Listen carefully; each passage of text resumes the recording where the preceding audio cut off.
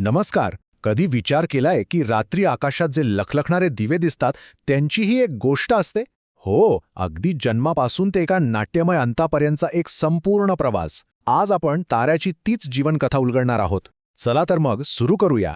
म्हणजे हे फक्त सायन्स नाहीये, ही एक कहाणी आहे, अब्जावधी वर्षांची एक महागाथा, जी धुळीच्या एका ढगापासून सुरू होते आणि एका प्रचंड मोठ्या स्फोटात किंवा शांतपणे विझून जाण्यात संपते. आपण आज प्रत्येक ताऱ्याची हीच गोष्ट समजून घेणार आहोत. प्रत्येक कथेची एक सुरुवात असते, तर ताऱ्यांची कथा कुठून सुरू होते? ती सुरू होते अवकाशातल्या विशाल, थंड ढगांमध्ये. चला पाहूया तरी कसा.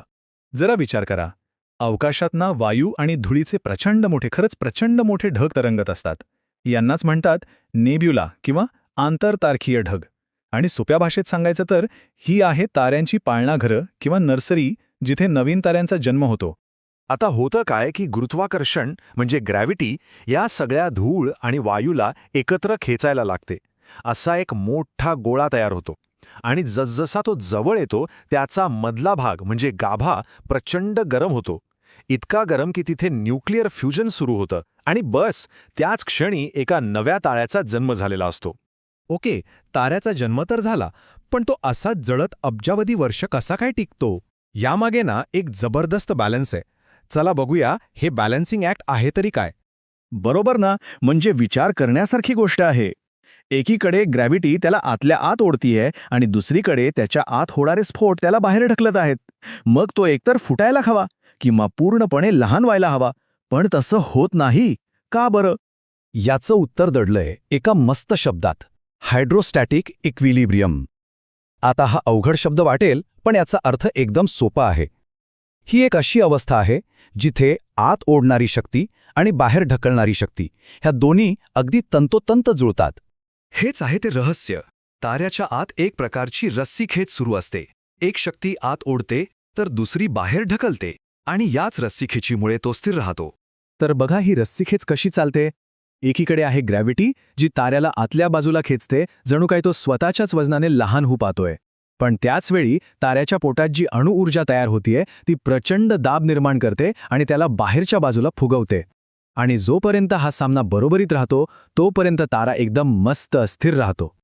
पण कुठलीही गोष्ट कायम टिकत नाही, बरोबर? तसंच या बॅलन्सचंही आहे. एक वेळ येते जेव्हा ताऱ्याचं इंधन संपायला लागतं आणि मग त्याच्या खऱ्या नशिबाचा फैसला होतो. आणि त्याचं भविष्य काय असेल हे ठरवणारी फक्त आणि फक्त एकच गोष्ट आहे. ती म्हणजे त्याचं वस्तुमान, म्हणजेच त्याचा मास. तो किती मोठा आहे यावरच सगळं काही अवलंबून आहे. त्याच्या मासमुळेच त्याच्यासमोर दोन रस्ते येतात.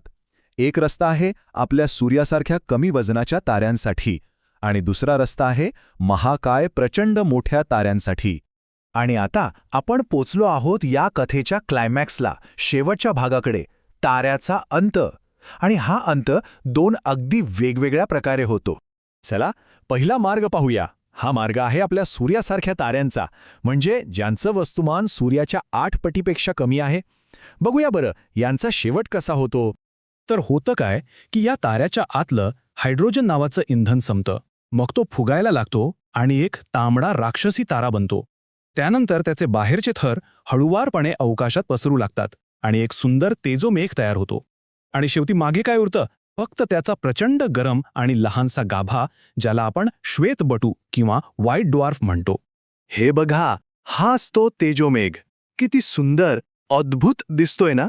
हे जणू ताऱ्याने जाता जाता अवकाशात उधळलेले त्याचे शेवटचे रंग आहेत. एका आयुष्याचा किती सुंदर शेवट. बरं, हा झाला शांत शेवट.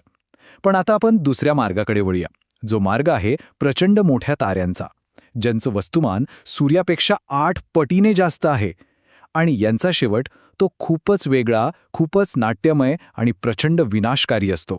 हे अजस्त्र तारे आधी तांबडे महाराक्षसी तारे बनतात आणि मग एक क्षण असा येतो की ते स्वतःच्याच वजनाने कोसळतात आणि होतो एक महाभयंकर स्फोट, ज्याला म्हणतात महाविस्फोट किंवा सुपरनोवा.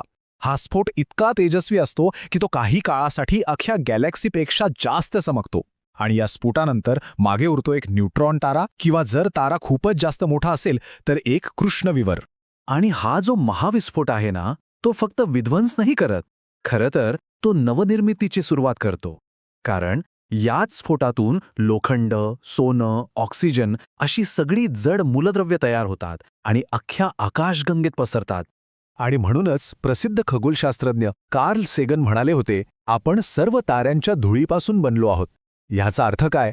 तर आपल्या शरीरातला ह्या पृथ्वीवरचा प्रत्येक कण, प्रत्येक अणू एकेकाळी कोणत्या ना कोणत्या ताऱ्याच्या पोटात तयार झाला होता. म्हणजे विचार करा, ह्या ताऱ्यांच्या मृत्यूमुळेच आपल्याला जीवन मिळालं आहे. तर मग पुढच्या वेळी जेव्हा रात्रीच्या मोकळ्या आकाशाकडे पाहाल तेव्हा फक्त चमकणारे ठिपके म्हणून त्यांच्याकडे बघू नका.